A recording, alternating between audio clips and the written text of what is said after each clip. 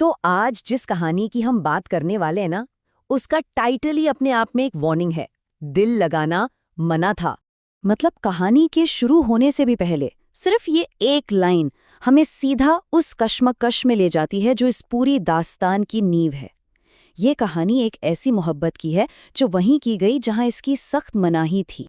कहानी हमें आज के वक्त में ले जाती है और मिलवाती है एक ऐसे किरदार से जो कह सकते हैं कि पूरी तरह से बिखर चुका है। हमारी कहानी की शुरुआत असल में एक अंत के बहुत करीब से होती है।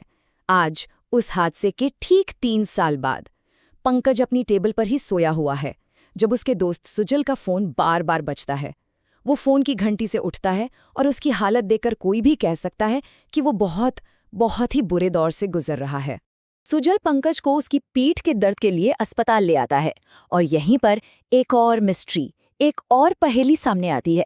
डॉक्टर पंकज का एक्सरे देख रही हैं, लेकिन उनके चेहरे पर जो भाव हैं वो कंफ्यूजन वाले हैं, जैसे कुछ ऐसा दिख रहा है जो उनकी समझ से बिल्कुल परे है। डॉक्टर हैरान इसलिए हैं क्योंकि पंकज की रीढ़ की हड्डी का झुकाव पिछली जांच के मुकाबले बहुत ज्यादा बढ़ गया है और इसका कोई सीधा साधा कारण भी नहीं मिल रहा। जैसे कोई एक्सीडेंट हुआ हो या कोई चोट लगी हो। ऐसा लग रहा है मानो कोई अनदेखा बोझ उसकी कमर को धीरे धीरे तोड़ रहा हो। पर ये हो कैसे सकता था? अस्पताल से निकलकर दोनों एक सस्ते से होटल में जाकर बैठते हैं। यहाँ सुजल पंकज की ये बिखरी हुई हालत देखकर आखिरकार उससे पूछ ही लेता है। वो उसे याद दिलाता है कि भाई, उस बात को 3 साल हो गए, आखिर कब तक तुम खुद को ऐसे सजा देते रहोगे? और बस यहीं से कहानी हमें ले जाती है फ्लैशबैक में, एक ऐसे अतीत में जो आज की इस बेरंग हकीकत से बिल्कुल उल्टा था, उम्मीदों और खुशियों से लबालब। 3 साल पहले का पंकज, जिसकी साइकिल की टोकरी गुलाबों से भरी है, वो मुस्कुराता हुआ एक अनाथालय की तरफ जा रहा है, शिप्रा से मिलने। ये वो दिन थे जब जिंदगी सच में बहुत खूबसूरत थी। पंकज शिप्रा को प्रपोज करता है और घर लौटते हुए शिप्रा उसे अपने छोटे छोटे सपनों के बारे में बताती है।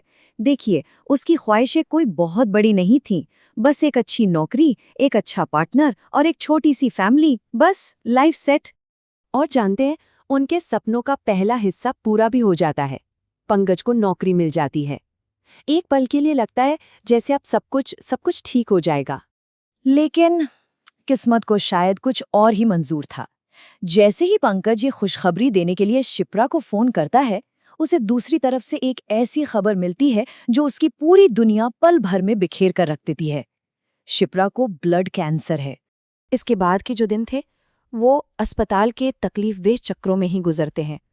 पंकज हर पल, हर लम्हा शिप्रा के साथ रहता है, उसे हिम्मत देता है, लेकिन एक दिन शिप्रा उसका साथ हमेशा के लिए छोड़ देती है और उनके आखिरी शब्द बस यही होते हैं। इस हादसे के बाद पंकज मानो पूरी तरह से टूट जाता है।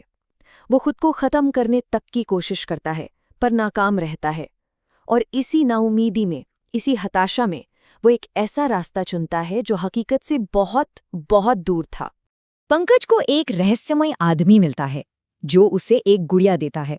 वो उसे समझाता है कि देखो, ये शिप्रा नहीं है, ये बस उसकी परछाई है, उसकी एक गूंज है जो इस गुड़िया के अंदर कैद है।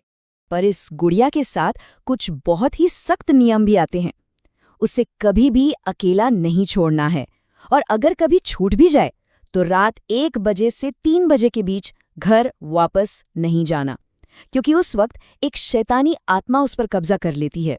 और सबसे अहम, सबसे जरूरी नियम, जो असल में एक चेतावनी है, उससे दिल लगाना मना है।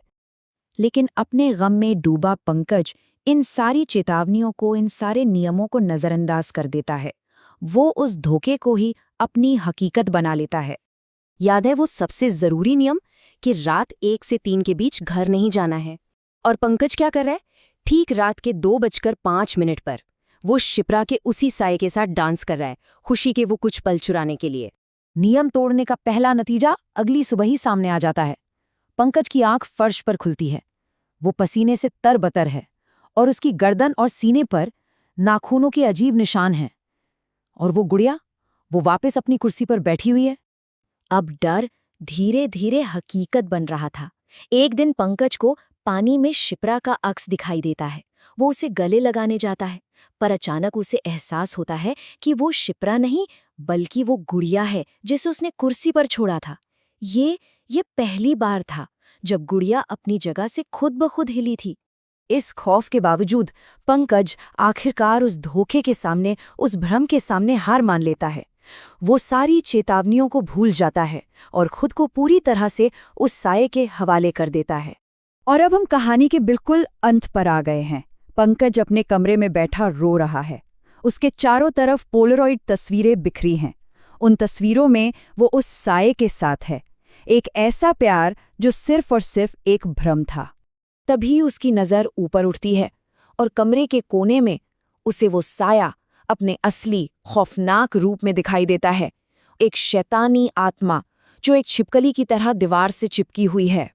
इस खौफनाक मंजर को देखते हुए उसके दिमाग में वो आखिरी चेतावनी गूंजती है, दिल लगाना मना है।